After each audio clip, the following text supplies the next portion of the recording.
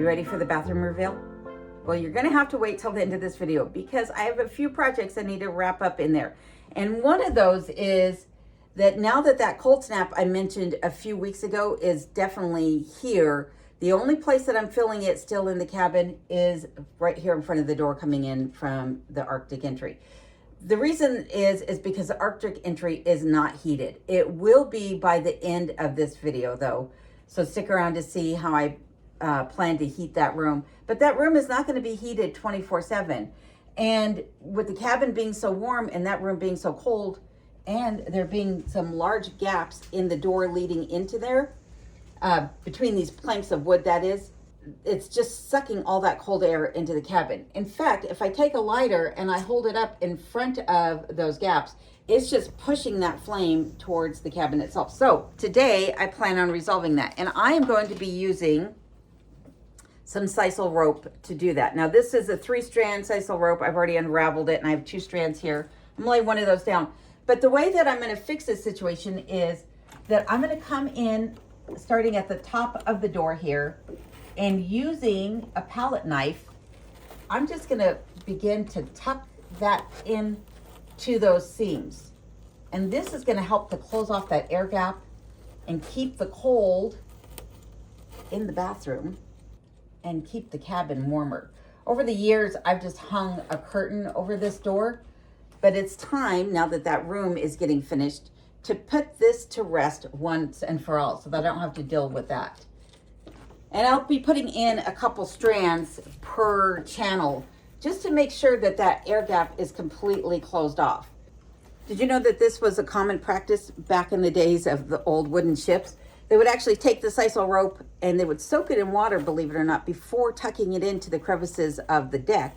And then they would come back over it with some tar to seal it in, and that allowed them to swap the deck without rotting the rope. So I'm gonna go ahead and get finished with this, and then I'll meet you on the inside of the bathroom and show you the next thing that I need to tend to in there. Insulating the doors has made a huge difference on keeping the cold from this room from seeping into the cabin.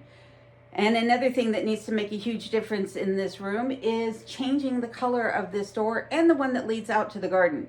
They're a much paler color than the logs are, as you can see. And so I think what I'm gonna do is stain them with some early American. Again, I'm using what I have on hand. And when I put this on my kitchen counter originally, thinking that this was the color that I was gonna be using, I noticed that it looked exactly like what was there previously. I wasn't really of a fan, or I should say I wasn't really a fan of the color on the kitchen counter, which is why I went with Gunstock, because it brightened it up and didn't look so dingy. But if it looks dingy on here, I really don't care. What I really care about is that I don't have these 2 doors in here that are very pale in color. So I've already gone ahead and sanded off this area right here that had a bit of staining on it. But I'm just gonna start at the top and begin to apply this. And it's not gonna be perfect because these doors are so rough. But yeah, that's gonna blend in, just looking at it on camera, looking at it from my point of view, it's gonna blend in so much nicer and help these doors from standing out so much. So that's the next project, is to get these doors stained so that, again, they don't stand out and become an eyesore in this room. And I'm hoping that I don't have to apply too many coats of this, because again, the more coats you apply, the darker it becomes. And I don't want it to be too dark. And I'm not gonna worry about things like this, where it has a manufacturer stamp on it. It says TRP or TPB. I don't really care about that. That doesn't bother me. Kind of adds a little character, I think. But okay, I'm gonna get this door stained. I'm gonna get the other door stained. Before I finish this, let's go work on another project and show you what else I have going on. Let's look at what's going on in the new room that I built inside of the bathroom. In this room that I built a couple of weeks ago, that I'm now calling the privy because this is where the toilet will be kept. one of the first walls that I framed in was one of the log walls. And someone asked, why would I cover up those log walls? Well, it wasn't really my intention to do so. However, I did it because of how heavy the doors were, and I need to make sure that this entire room was of solid construction. Because they got covered up, I needed to find a way to make that look presentable. I'm not a fan of drywall, so there was no drywall going in. So instead, I installed some mirrors. These are the same mirrors that I was going to put up above where I did my mural. If you haven't seen that video, I'll leave a link to it at the end of this video where you can check it out. But I'm treating the mirrors in here much like I did the mural up above.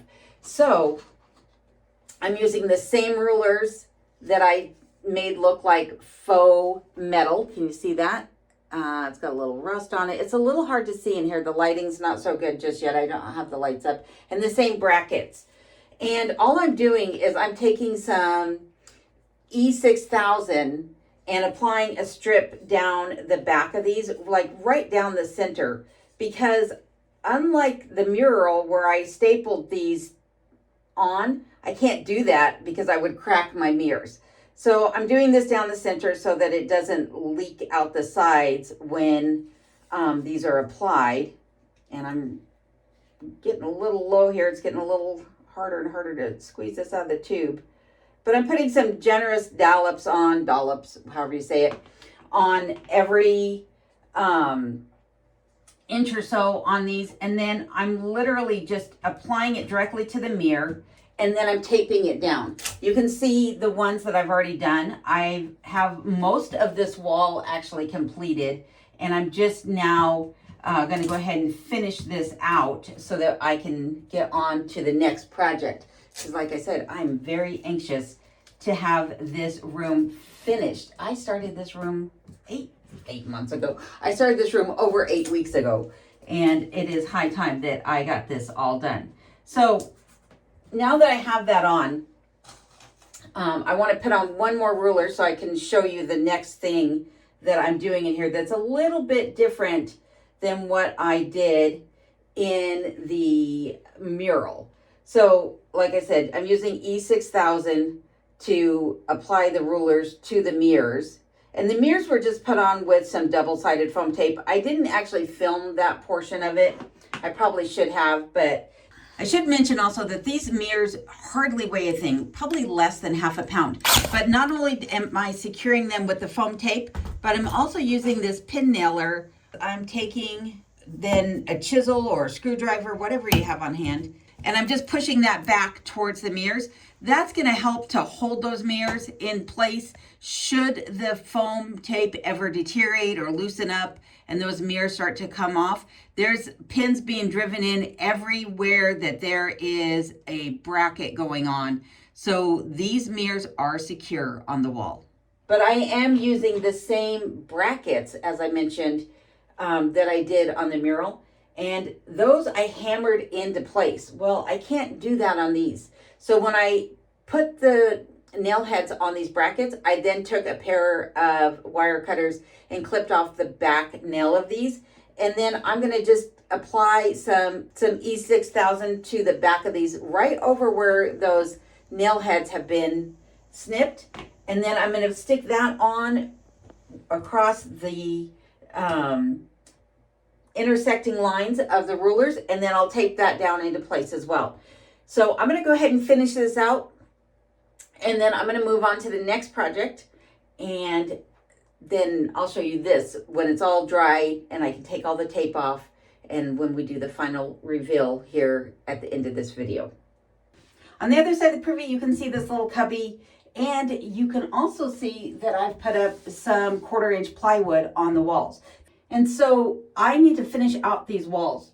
Here you can see that I've actually put up some masking paper, and that's because I'm going to be putting up some trim and painting the inside of the doors. So the door casing and the doors themselves are going to get painted.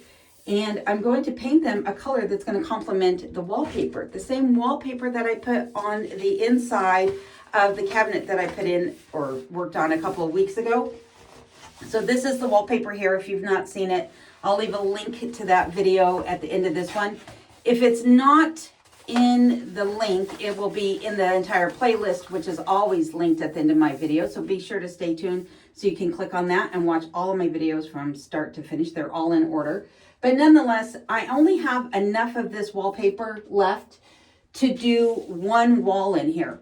So since in this cubby is going to be a piece of furniture, my grandmother's china cabinet is going to be sitting in here, I'm going to paint these two walls along with that door trim that I mentioned. So I already tested the paint color on a piece of trim that's going to be going in this back corner here. And what I noticed is that it's quite bright. I mean, you can see right here how bright it is. And in comparison to the wallpaper, it's way too bright. What I plan on doing is darkening this color. And I'm going to do that by mixing some chalk paint into the paint color itself. And hopefully that will darken it up enough that I can make this comparable to the color in the wallpapers. So before I begin to paint anything though, I need to put up my trim pieces. And what I have here is just some fluted trim. As you can see, it's got these channels in it. I'm going to go ahead and tack this up. This is going to be the door casing. Once I get that tacked up, I'll go ahead and get everything painted in here. Get the wallpaper applied to this wall here behind the masking paper. And then we'll move on to the next project. I apologize if it seems like I'm rushing through some of these projects, but there's a lot still to happen in this room. And this is the last video of the bathroom, I swear. So I kind of want to just get these projects knocked out because I want to get to that grand reveal. And also, I have some other really cool things in here that I really want to show you. So let me get this taken care of, and then we'll move on to the next project. So this is how the paint turned out. And against the wallpaper, I think it looks pretty darn good. I'm much more pleased with this darker color. But it's late in the day, so I'm going to finish up the inside of this room. And then when I come back in just a moment, I'm going to start working on the outside. And I have lots of little fun projects to share with you out there, things that are going to really pull this room together. So I'll be back just like that.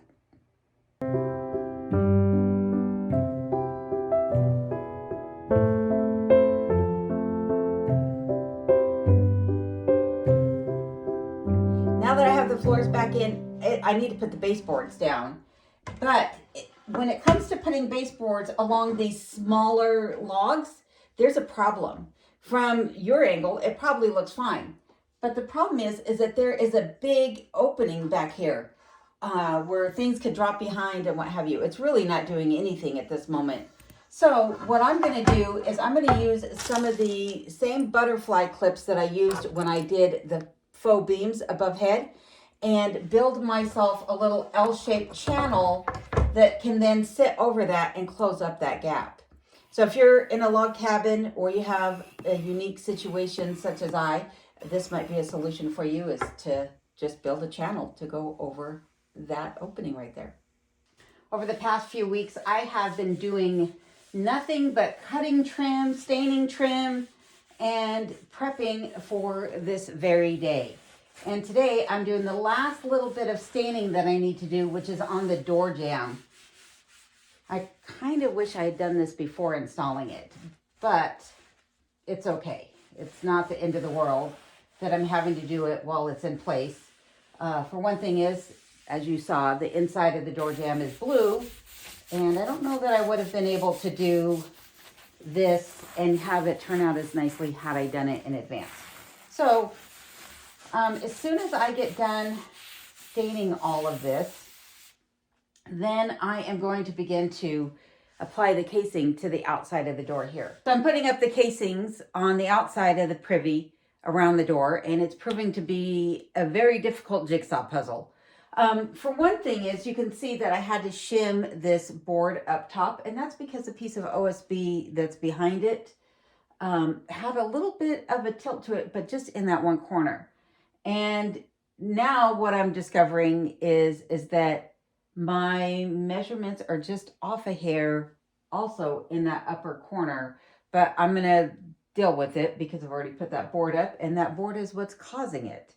So, and deal with it I did. I went ahead and pulled out my 4-inch circular saw, and I trimmed off about 3/16 of an inch And now this 1x6 sits nice and flush up against it, just like I needed it to.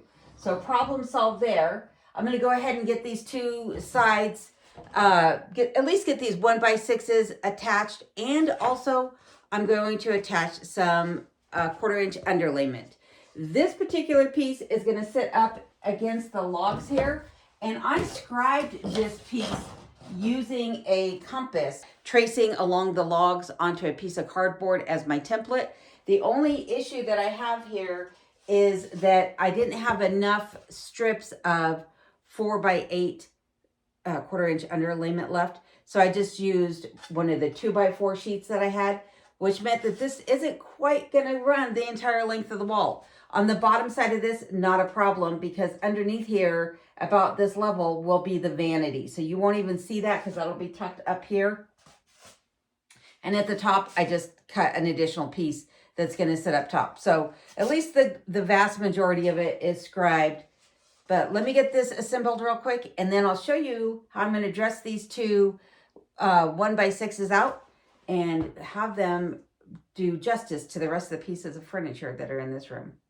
Before I attached the 1x6s, I made sure that my door was going to be able to open and close properly. I did find that I had to recess the latch plate, which wasn't a big deal. I just took a pencil, traced it out, then used a chisel to carve out the area where it needed to be recessed, stained it, and reattached it. And now the door does operate properly.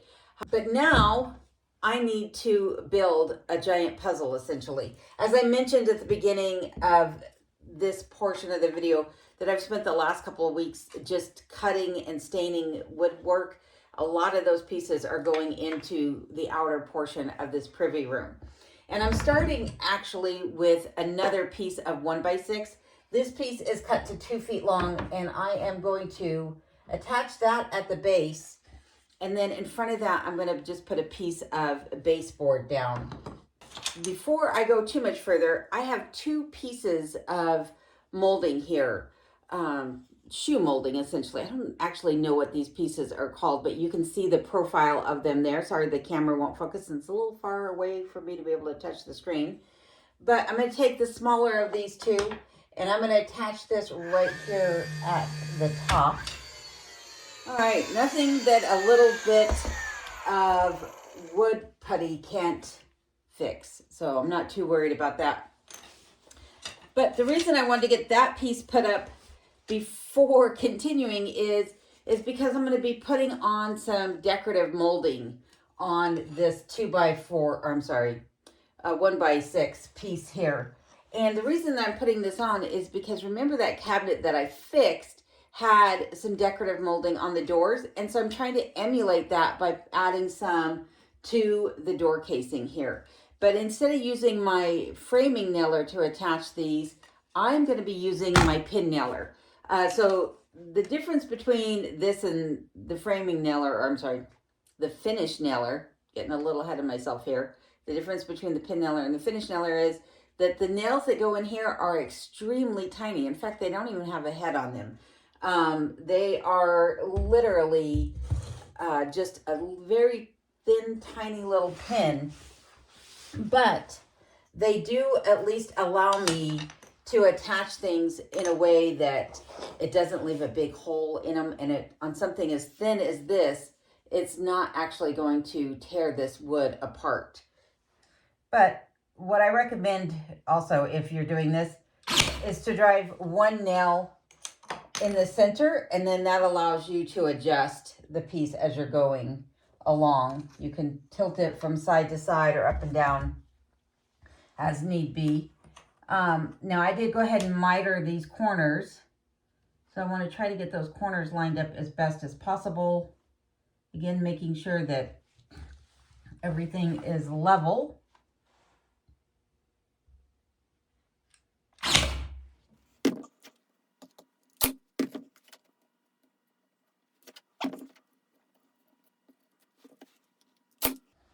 The other nice thing about this pin nailer is that I can adjust the depth on the pins. So if I need the pins to stick out a little bit, like I used them to hold the mirrors in on the mirrored wall in the bathroom, I can do so, or I can set it so that they sink in and are flush or just underneath the surface of whatever I'm nailing into. You know, I see a lot of times people using foam tape to put this stuff on, but the foam tape causes it to stick out from the surface of whatever you're applying it to. Glue can sometimes be messy. The pin nailer is pretty much very forgiving and, like I said, easy to use. Having light in here would be a lot easier to see what I'm doing also. And just like that, the molding's up. So I'm going to finish building this out, and then I have a lot more still to do in here. I need to fix the door handle, like I said, because it has a space for a deadbolt and a doorknob. So you'll have to stick around and see how I'm going to do that. I need to install a method of heating this room, hence why I'm wearing my jacket now. Fix some electricity in here so that I can have some actual lights in here instead of studio lights that are just plugged in. And a few other things. So stick with me. I'll be back in just a moment and I'll get to all those things and then show you the final reveal of this bathroom. The door that I installed has two openings, one for a deadbolt and one for a standard doorknob. Of course, I'm not going to be installing a deadbolt in here. These doors were originally a set of exterior doors that I picked up off of Facebook Marketplace. And to hide this opening for the deadbolt, the first thing that I'm going to do is I'm going to add a piece of 2-inch dowel that I've cut down to size and just slide that in there. That's going to help to add some rigidity because I'm going to be covering this with some very thin brass sheeting. This is very, very thin, as you can see. I'm going to cut a section that's about 12 inches long, and then I'm going to go ahead and install my doorknob. I'm using some nitrile gloves here because I don't want to leave a bunch of fingerprints on this. I'm not sure if this is some reactive brass or not, but it might be. Anyhow, I went ahead and just put a piece of tape at the top and the bottom of where I want this to be placed. And I want it to be a little closer to the outer edge than the inner side. And to hold this in place, what I'm going to wind up doing is just stapling this in place where it's going to be hidden behind my doorknob. And then I'm going to attach it using some very small brass nails. The brass is a bit thinner than I would have liked. It is 0.03 millimeters thick. So it's very, very thin, just one step above tinfoil. And eventually I might wind up upgrading this to something else, but I had a hard time finding something that was wide enough for the situation that I have going on here, and also thin enough that it wasn't going to impact my doorknobs. So I'm going to be installing these antique brass doorknob plates, and that's why I went ahead and punched a hole here and here to go ahead and install these. Now this upper pin is for an actual door lock, but I'm not putting a lock on these doors. And as you can see with the brass, it looks really, really nice. And then I'm going to be installing an antique glass doorknob. Now, if you yourself are going to be installing a true antique, they do make reproductions, which might be the better way for most people to go. But if you wind up installing an antique one, you're going to find that because of the square nature of the turnstile, that it won't work with a standard latch set. So I wound up purchasing my latch set off of hippomanufacturing.com, I think it was called, who makes reproduction latches for antique knobs. And this should, if I can get it through the opening there, sit in just fine. And I don't know if you can see the latch here. Put that up. But it works just fine. And let's see, I'm kind of worried about closing the door and getting it stuck. Voila, it works. In the end, I didn't like the brass foil. It was way too thin and way too shiny. So I added some radiator cover, which I had painted with some of the chalk paint, and then added some brass corners to it, placed that behind the doorknobs, and in the end, I think it looks fabulous. Well, what would a privy be without some privacy? And as you can see, this glass is quite see-through. Again, this room was built not only to just hide the toilet from view, because it's something I don't like looking at, but also in case I ever have family or guests over and they need a place to go to the bathroom, they have a place where they can feel that they do have some privacy. And so I'm going to provide that by putting some window cling film up on the inside of this room.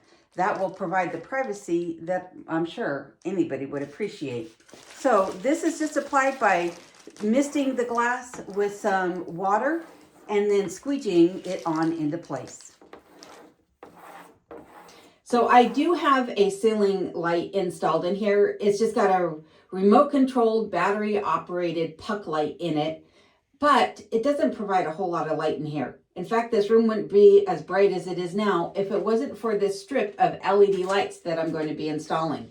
While this might not have an old-fashioned flare to it or be very Victorian, it will make this room a lot brighter. And especially now that I have the privacy film up on the windows, it's very dim in here. So what I'm going to do is peel off the backing on this. It's got a self-adhesive strip, and I'm just going to tuck it right along the top of my crown molding here.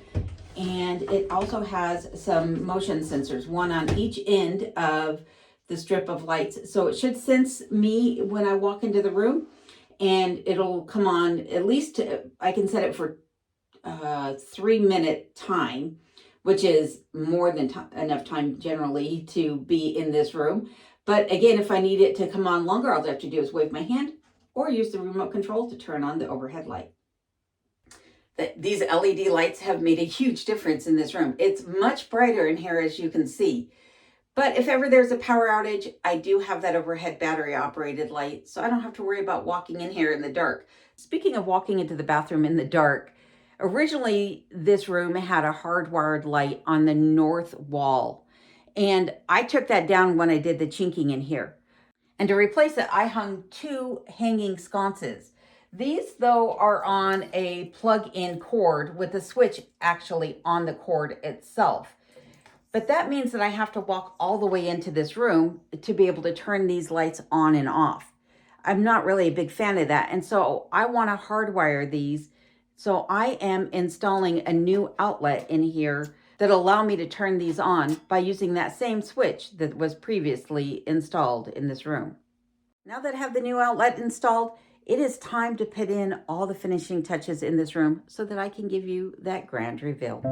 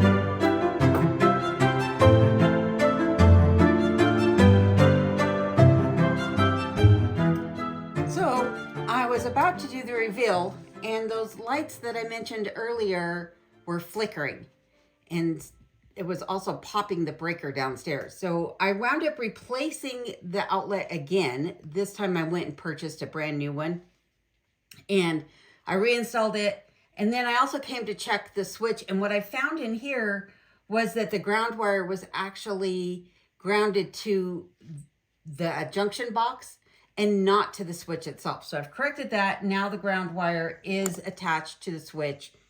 Thank goodness. And so I'm just going to reassemble this.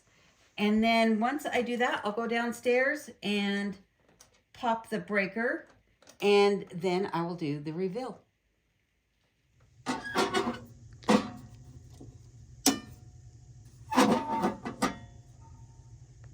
Come on, Sass. What? Sass is in there. We want to see the new bathroom. Fine, fine. You get him out. Come on, you.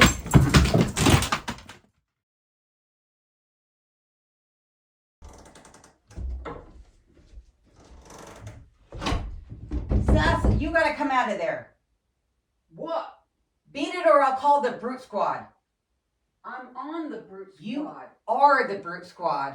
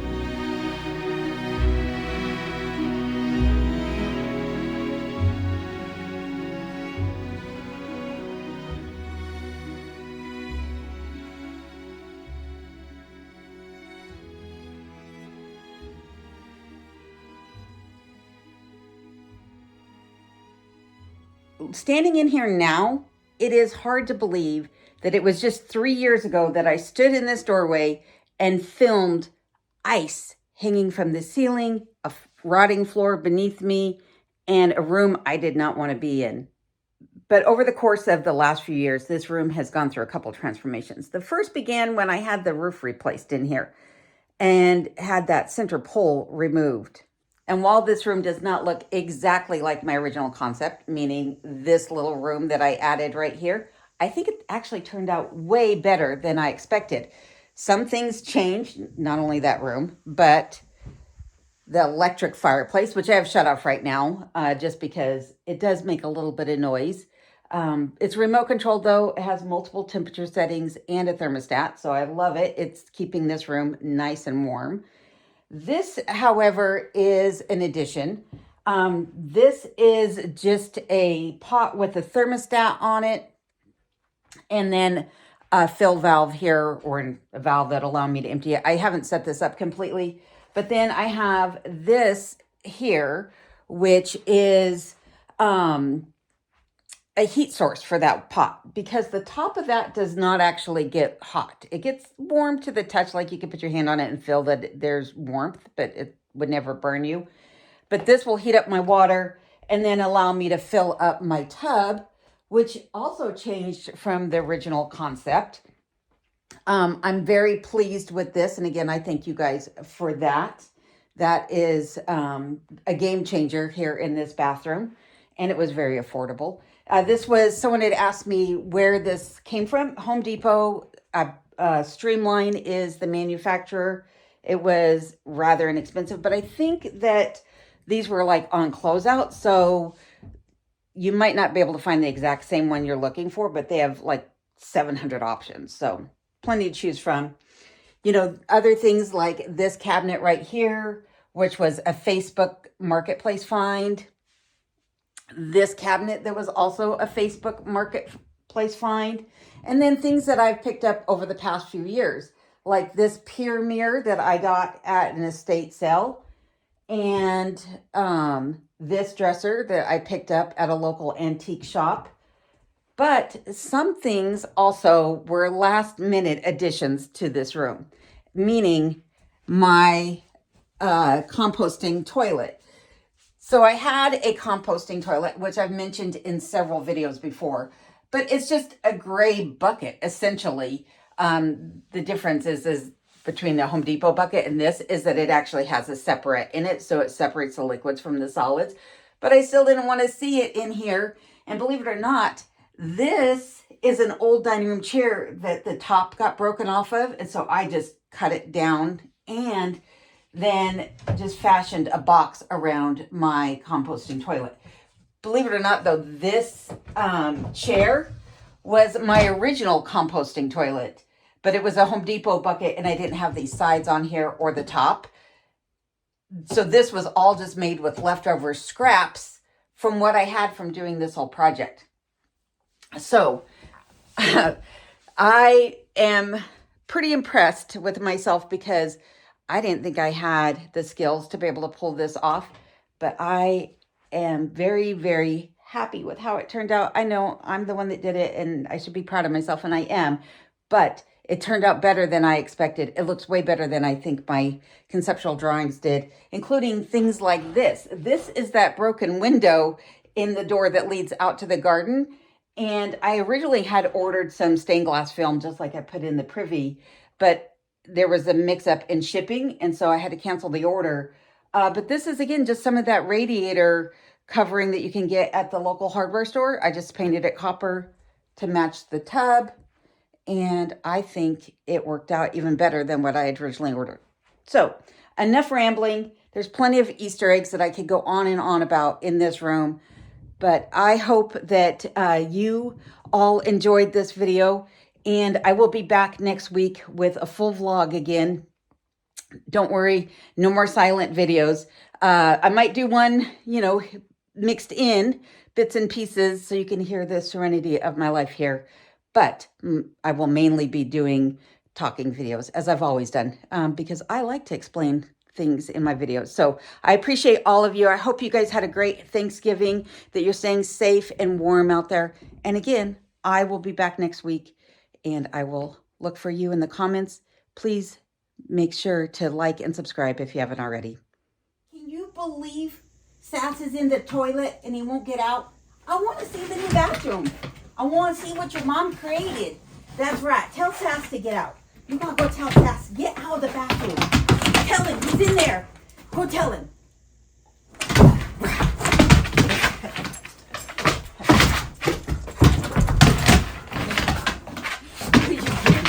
What are you doing?